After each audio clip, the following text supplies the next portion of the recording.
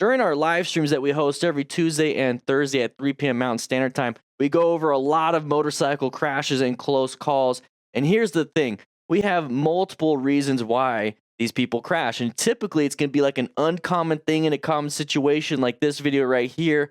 Also, a pattern of side of the vehicle is very, very important. So we got 3 motorcycle tips. I didn't show you the last one, but we got 3 of them that we're going to be going over. So if you're a brand new rider, follow me to class.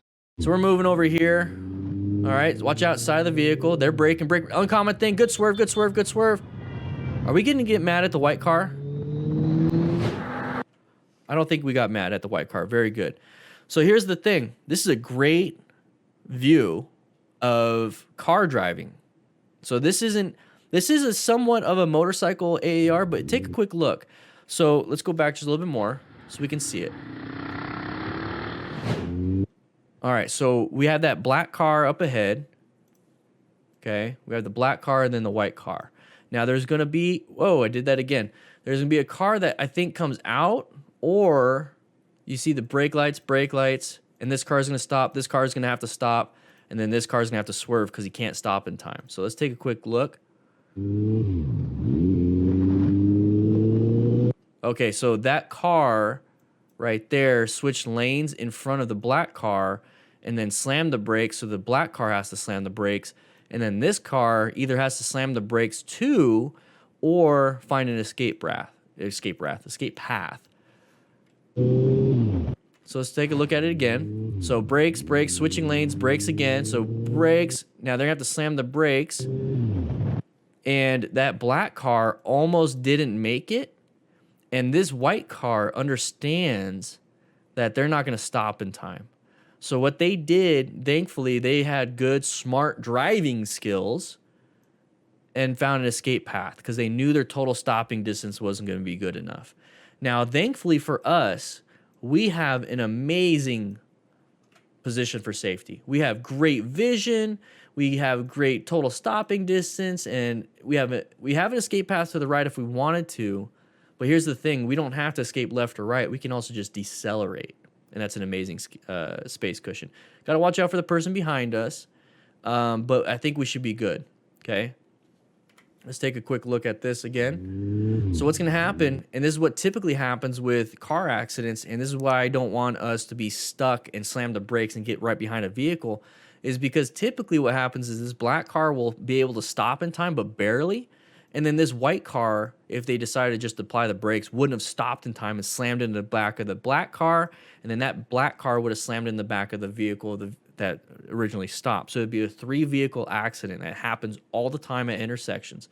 My big concern is that we're going to be motorcycle riders in between here. Okay, we're riding right here, and we decided to slam the brakes and be like, whew, we made it. But we're right behind that vehicle, and then this white car is going to slam into the back of us, and we're going to get sandwiched. So I like to swerve a lot. Okay, I'd prefer to swerve than brake, but I use braking to buy myself some time, and then I swerve if I can. So here we go. So if we're in the middle of that and we got hit, we would have been screwed. That white car did a good job. White car did a great job. Smart rider, smart driver, whatever you want to do. You can still do it, guys. Seek out situational hazards. Right there, as a car driver, maintain fundamental skills. So swerving, braking as a car driver, acquiring, utilizing personal protective equipment. Hey, the seatbelt is personal protective equipment. Hey, also airbags are. So if you can afford it, get some airbags too, some really good ones. And then rescue another rider. Get yourself a trauma kit for a car. You can rescue other drivers or riders. Teach a mentor. Maybe teach a little kid how to ride and drive. Not a little kid, but legal age. Anyways, moving on.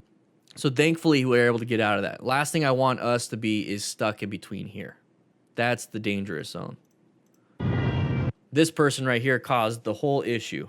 Was pulling out from a parking spot. Gotta pay attention.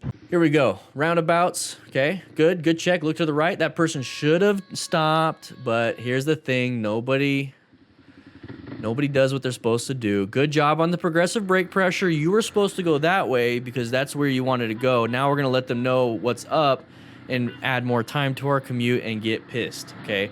What's really pissing me off is that she's ignoring you. Okay, I really don't want to take the mirror, but blah, blah, blah. I know there are cops on the road. So it's just, what are we doing? What are we doing? What are we doing there? So we're going into the roundabout. Now we typically have merging issues with the roundabout, but with roundabouts, we're going pretty slow. Okay, we should be to where we can stop in time. So that's what he was able to do. So he did fine. It was a close call, but these are the things that we should anticipate in a roundabout. In an intersection, left turners, right turners. Roundabouts, merging issues.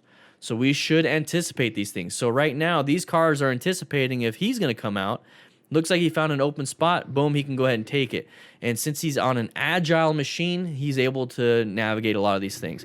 Now, this person probably didn't slow down and stop because maybe they just don't know how to drive. Fine, whatever. We see that they're getting into here, so go ahead. If that right here is where we were anticipating to go, and this person's going to, just apply the brakes. Let him in, and then go. Why are we fighting? Why are we doing that? Just apply the brakes. Go ahead and honk the horn. Okay, here. I'll honk the horn, apply the brakes. Release a little bit of the clutch, get back in the friction zone, apply some throttle, maybe downshift, because you might have to, and go. Simple. And if you do this, I mean, he even said he didn't want to break a mirror because there's cops down the road. It's just like, come on, man. They don't do that in the first place. All right, so pedestrians, dumb. Good job on your braking. Non-issue. Your eyes, sir. Be more careful. So easy. So pedestrians have the right-of-way, and you're supposed to go in the first available lane, so you have the right-of-way. It's a green light. You have the right-of-way. It's a stop sign. They were supposed to stop. You have the right... Whenever we have the right-of-way, we fight for it. Whenever somebody else has the right-of-way, we get mad at them for using that right-of-way. I'm just getting sick and tired of people getting mad on the road because they were surprised. It's as simple as that. You were surprised. How do you become less surprised? By being a little bit paranoid, by going into orange stage over there, you specifically identified an interest or a threat. Look at all the sides of the vehicles. Look at, you're in a parking lot. If all these vehicles are parked, there are people walking because they're not driving. And then you're in an area where people will walk back and forth. So plan your ride, position yourself for safety, locate any hazardous area, adapt to those hazards, and navigate threats.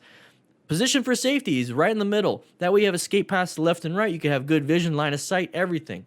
Locate hazards. It's easier to locate hazards going a little bit slower. So go a little bit slower, and that's your adaptation. You see this guy moving out. Don't anticipate that he's going to stop for you. Go ahead and roll off that throttle, apply some brakes, let him in. It's fine. Whoa. Well, then if there's no right-of-way thing in the UK, either way, this is all universal. Plan your ride. Guys, if you like this kind of stuff, we do this every Tuesday and Thursday on this channel at 3 p.m. Mountain Standard Time live. So make sure you check that out. But if you want to check out some other things like this video right here or this video right here, please do so. It supports the channel. Click that like button, by the way. Check into class. Anyways, I'll be seeing you around.